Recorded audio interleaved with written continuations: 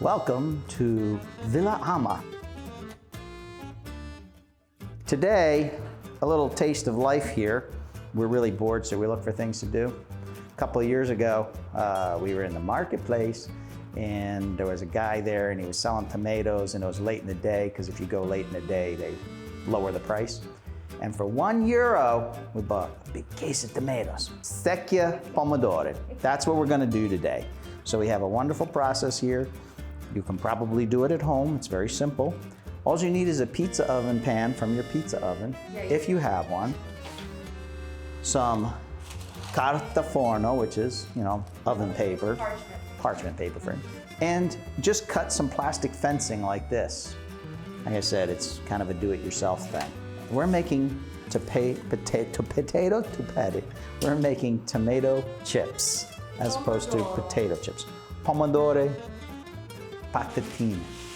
See, you can dry tomatoes to a certain level. We basically dry them till they're dry. So they're crispy. We flavor them, and then they're crispy, and they're just like eating tomato chips, which is actually really good. Okay. This is where we're going to put our tomatoes when we set them up to dry, season them, flavor them, a little salt, oregano, prezzemolo, maybe. And this is what we're gonna start with. What are they called, Sean? Come on. Pomodoro. Pomodoro. And we're gonna turn them into what? Pomodoro secchio. Here's the tomatoes we're going to start with.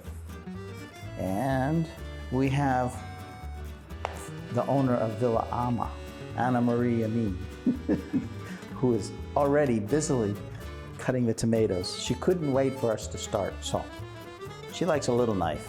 She's kind of Sicilian. I like a bigger knife, kind of like Australian, but this will take a good, however long it takes, and then we'll cut to the next process once they're spread out onto these trays. You can see the tomatoes are all prepared, and they've actually been seasoned as well by my lovely wife, Anna Marie. It's just very simple, salt and oregano. But you can do other things if you want, but we're just doing salt and oregano today. And now they're ready to be dried by the hot Sicilian sun when we take them up to the terrazzo, where they'll be for the next few days. The next step is, because Sicily's famous for its flies, we kind of like to protect the tomatoes from flying away too. As you can see, the breeze also helps. So we're going to tuck it underneath the tray so it stays and doesn't blow away.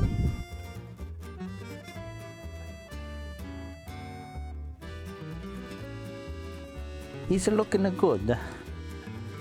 In another 1, 2, maybe 3 days, dried tomatoes. Yesterday you saw how we brought the tomatoes up here and set them up to dry. Every evening we have to put the tomatoes someplace where, when the temperature drops, you don't get all the dew that causes them to get wet and undoes all the work that you did during the day. So here at Villa Ama, we basically put them in the pizza oven during the evening, so it keeps them nice, keeps the bugs off. And then when the sun comes up, we put them back out and recover them and let the drying process begin all over again today. And so another day begins for the tomatoes to dry. Today is the final day of the tomatoes. It's only been 2 days. And at the end of the second day, in the hot Sicilian sun, as you can see behind me, they are ready. They're all very dry, very crispy, but delicious. And there you have it. Villa Ama's famous dried, not fried, tomato crisps.